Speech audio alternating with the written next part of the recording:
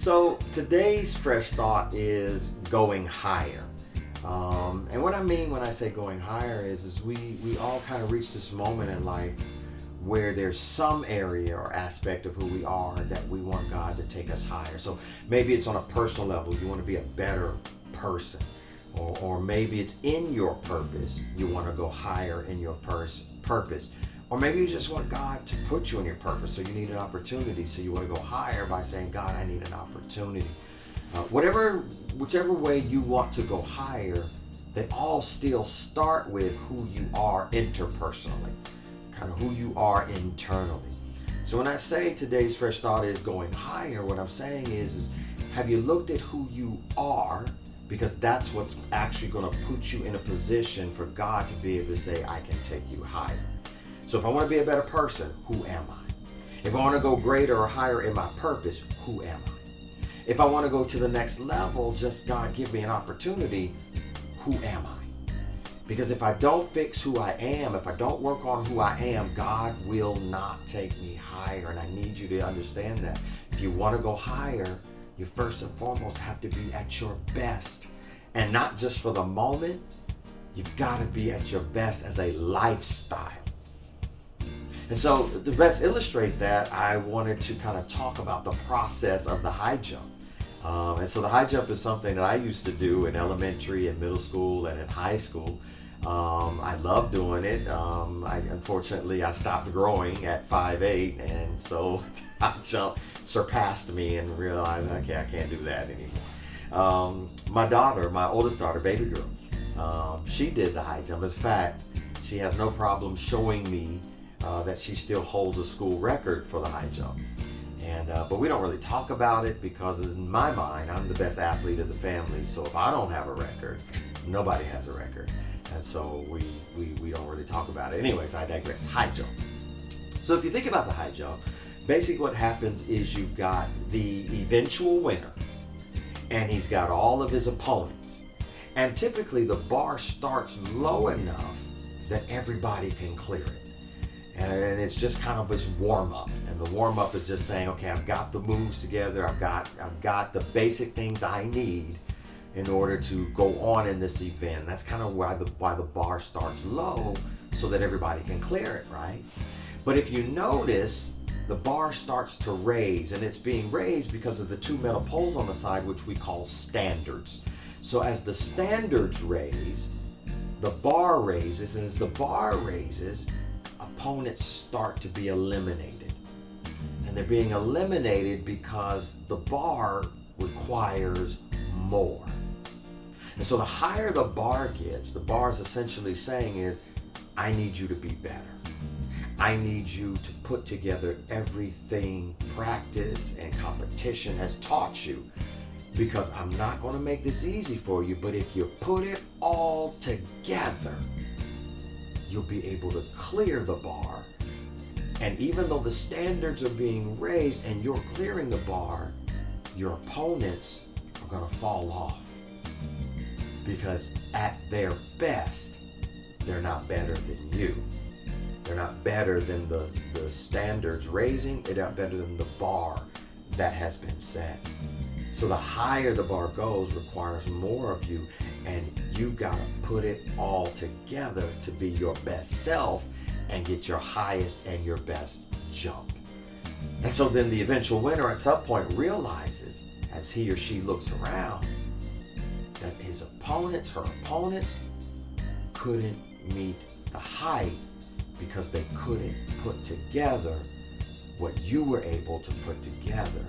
And you were able to put it together because of all that you've been through, and you've learned from it all, and you became your best self in that moment in the jump. And so that reminds me of a scripture text in the book of Isaiah, chapter 59. What happens here is God has looked around and he said, I need judgment. I need to redeem my people. I need to take them from where they are and lift them higher to where they're worth. Redemption. And he does this and he says this, justice is turned back and righteousness stands far away.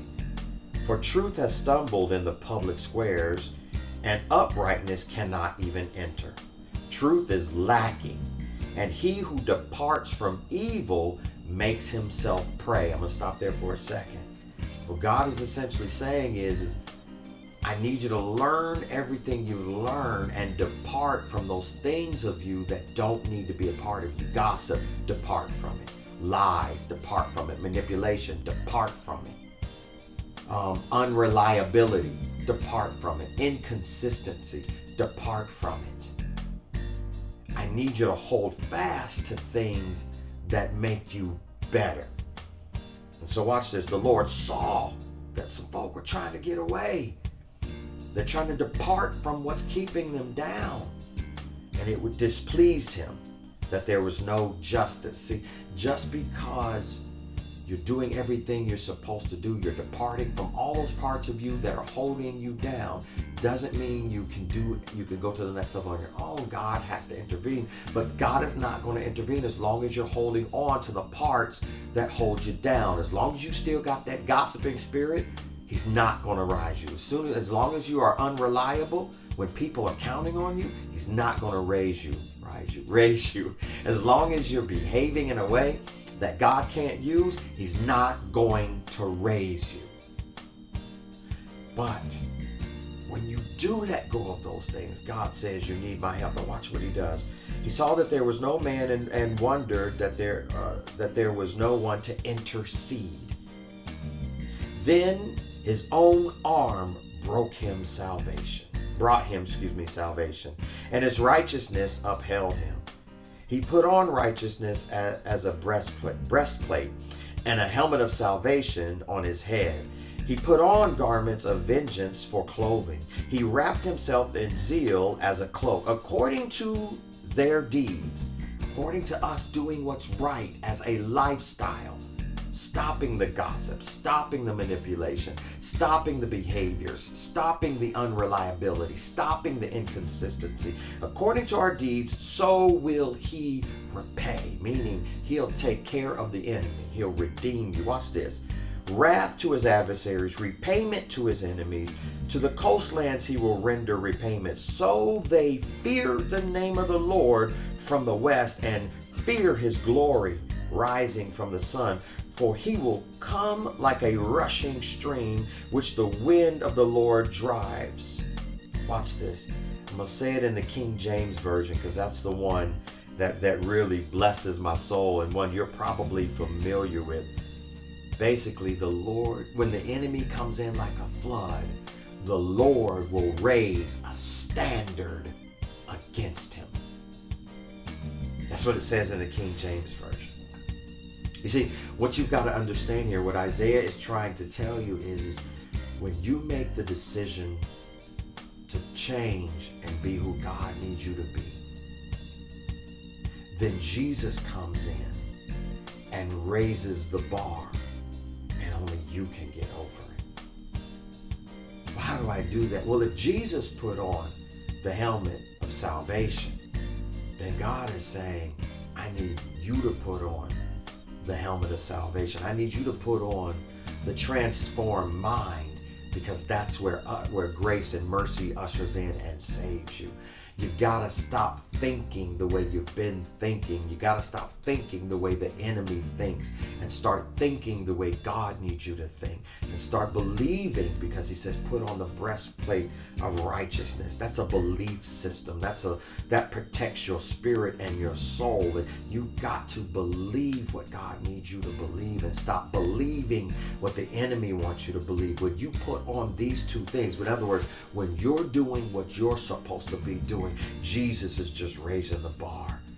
You can meet it because your thoughts have become God's thoughts, raising the bar. You can meet it because your belief system has become God's belief system, and because the enemy can't think the way God thinks, and the enemy can't believe the way God believes, but you do. The enemy's going to struggle to get over the standard. He can't meet the standard. He can't get over the bar. He can't cross the finish line. And you're going to look around, and all of a sudden you're going to realize it's just you and the bar.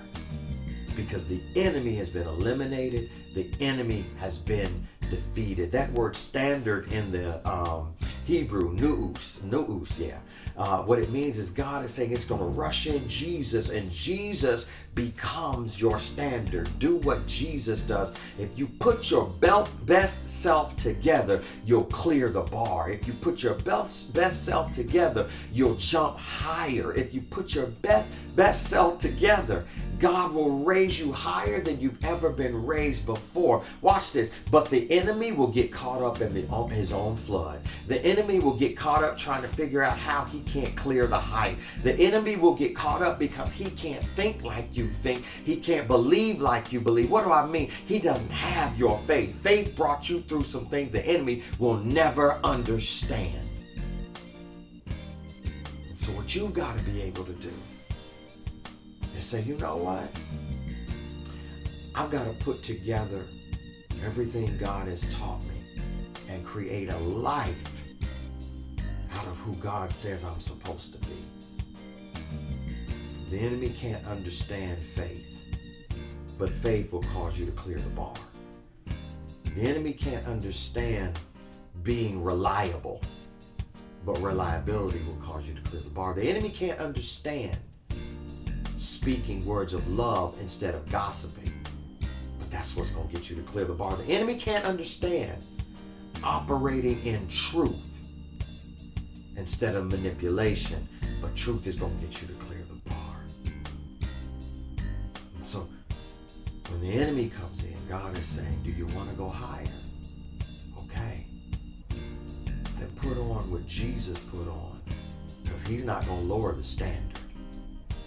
And when you put your best self together, that's when you'll go higher. That's why that's today's fresh thought. Amen.